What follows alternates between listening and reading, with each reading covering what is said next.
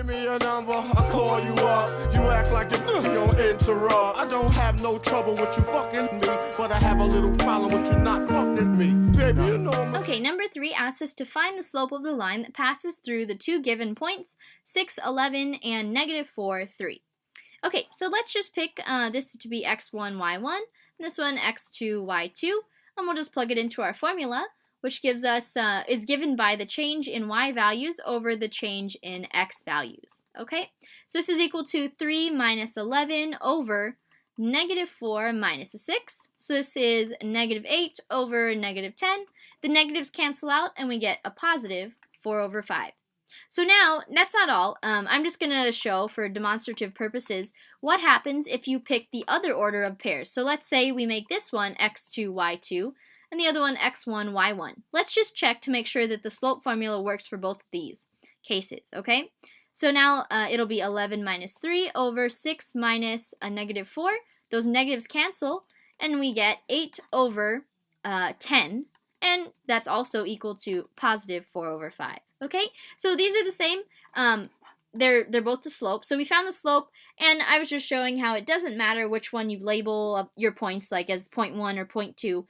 It'll turn out the same for the slope. Okay, last question, number 4. So given the information, we're going to find a linear equation satisfying the conditions, if possible. So we're given that some line passes through this point and this point. Okay, so the thing we can start with is, I think it's easier to start with, given 2 points, to start with finding the slope, okay? So let's work with that. So we have m is equal to, and let me label them real quick, so x1, y1, and then x2, y2, okay? So we're just going to plug it into the formula, so we have 2 minus 4 over a 5 minus a -1, okay? So we add those on the bottom, and we get -2 over a positive 6, which equals to -1 over 3, okay? So that's our slope. So that means that we have a decreasing function, right, because that's less than 0. That's just something else to throw in here. So we know that it's decreasing. That's not a necessary part. Anyways, so then if we just plug that into what we know so far, we have an equation like this, okay? So we don't know our b, but we could figure it out by plugging in any point on our line for x and y. So let's pick, let's say, I don't know, the point -1, 4. Okay, we'll plug that one to plug in.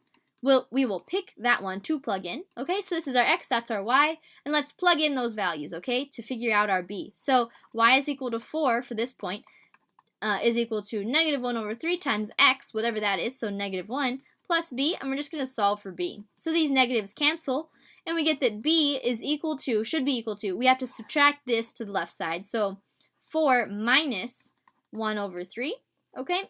And this is equal to like a 12 over 3, minus a 1 over 3, so that we would get 11 over 3 for our y-intercept, okay? So finally, we're just going to construct our line given that we know the y-intercept and we know the slope, okay? So we can just write y is equal to the slope, -1 over 3, times x plus our y-intercept, which is a positive 11 over 3, okay?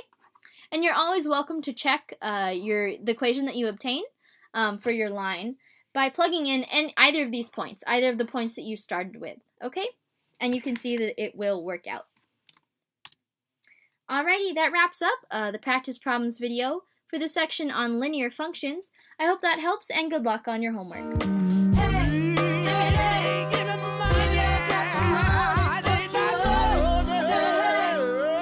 I got your money.